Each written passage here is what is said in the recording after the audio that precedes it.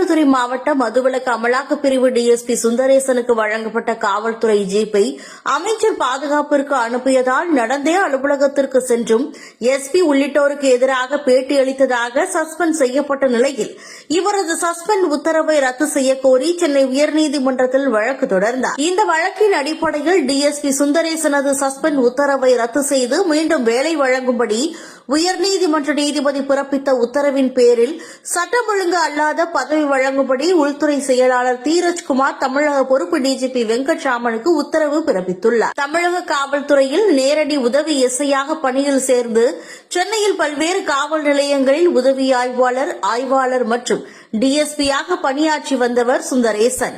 இவர் கடந்த 2025ஆம் ஆண்டு மயிலாடுதுறை மாவட்ட மதுவிலக்கு பிரிவு டிஎஸ்பியாக நியமிக்கப்பட்டார். மயிலாடுதுறையில் அனுமதியின்றி செயல்பட்டு வந்த மதுபார்கள் மற்றும் கள்ளச்சாராயம் விற்பவர்கள் மீது கடும் நடவடிக்கை எடுத்ததால் ஆளும் கட்சியினர் மற்றும் அதிகாரிகளின் கோபத்திற்கு ஆளானர்.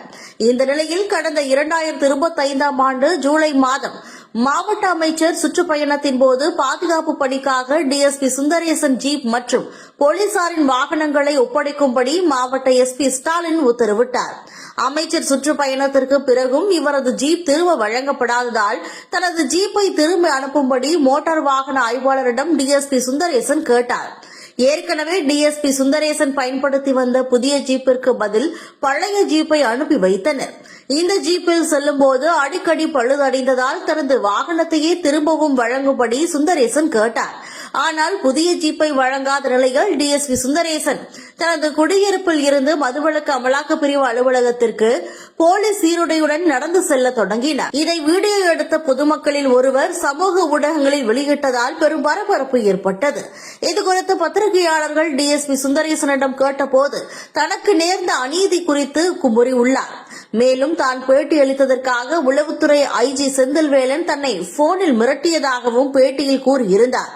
இதனால் தமிழக காவல்துறையில் பெரும் பரபரப்பு ஏற்பட்டது.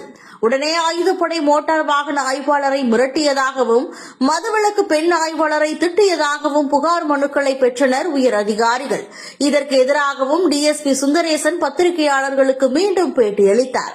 இதனால் அதிர்ச்சி அடைந்த உயர் அதிகாரிகள் ஆலோசனையின் பேரில் இந்த சம்பவம் குறித்து தஞ்சாவூர் சரக டிஐஜி ஜியா உல் ஹக் மூலம் அறிக்கை பெற்று காவல்துறை அதிகாரிகளுக்கு எதிராக அவதூறாக பேட்டியளித்ததாக கூறி கடந்த ஆண்டு ஜூலை மாதம் 19ஆம் தேதியன்று சஸ்பெண்ட் செய்து உள்துறை செயலாளர் தீரஜ்குமார் உத்தரவு பிறப்பித்தார். இவரை சஸ்பெண்ட் செய்த பிறகு இவருக்கான அலவன்ஸ் உள்ளிட்டவைகளை டிஜிபி அலுவலகம் நிறுத்தி வைத்துவிட்டது. இதுகுறித்து டிஜிபி உள்துறை செயலாளர் உள்ளிட்டோருக்கு பல்வேறு மனுக்களை டிஎஸ்பி சுந்தரேசன் கொடுத்தும் எந்த நடவடிக்கையும் எடுக்கப்படவில்லை. தனது சஸ்பெண்ட் உத்தரவிற்கு எதிராக டிஎஸ்பி சுந்தரேசன் சென்னை உயர்நீதிமன்றத்தில் வழக்கு தொடர்ந்திருந்தார். இதன் பேரில் உயர்நீதிமன்ற நீதிபதி சந்திரா இவரது மனுவை பரிசீலிக்கும்படி உள்துறை செயலாளருக்கு உத்தரவிட்டது. இருப்பினும் டிஎஸ்பி சுந்தரேசன் சஸ்பெண்ட் உத்தரவை ரத்து செய்யவும் இவருக்கு வழங்க வேண்டிய அலவன்ஸ் பணத்தை கொடுக்கவும் எந்த நடவடிக்கையும் எடுக்கப்படவில்லை. இதனையடுத்து ஜனவரி மாதம் மீண்டும் சென்னை உயர்நீதிமன்றத்தில் டிஎஸ்பி சுந்தரேசன் வழக்கு தொடர்ந்தார். இந்த வழக்கை விசாரித்த சென்னை உயர்நீதிமன்ற நீதிபதி தண்டபாணி சஸ்பெண்ட் செய்யப்பட்ட டிஎஸ்பி சுந்தரேசனின் உத்தரவை ரத்து செய்வதோடு அவருக்கு வழங்க வேண்டிய பண பலன்களையும் உடனே வழங்க வேண்டும். மேலும் டிஎஸ்பி சுந்தரேசனுக்கு உடனடியாக பணி வழங்கும்படியும் உத்தரவு பிறப்பித்தார். இதனையடுத்து டிஎஸ்பி சுந்தரேசன் சஸ்பெண்ட் உத்தரவை நீக்கி உள்துறை செயலாளர் தீரஜ்குமார் உத்தரவு பிறப்பித்துள்ளார். மேலும் டிஎஸ்பி சுந்தரேசனுக்கு மத்திய மண்டலத்திலேயே சட்டம் ஒழுங்கு அல்லாத பணியிடம் வழங்கும்படி டிஜிபி வெங்கட்ராமனுக்கு உத்தரவும் பிறப்பித்துள்ளார். இதன் மூலம் டிஎஸ்பி சுந்தரேசனின் 6 மாத சஸ்பெண்ட் நடவடிக்கைகள் முடிவுக்கு வந்துள்ளது. தங்கள் சுய உரிமைக்காக போராடினாலோ உயர் அதிகாரிகளை எதிர்த்து பேசினாலோ இப்படித்தான் காவல்துறையில் போலீசார் முதல் கூடுதல் டிஜிபி வரையிலான அதிகாரிகள் பழிவாங்கப்படுகின்றனர்.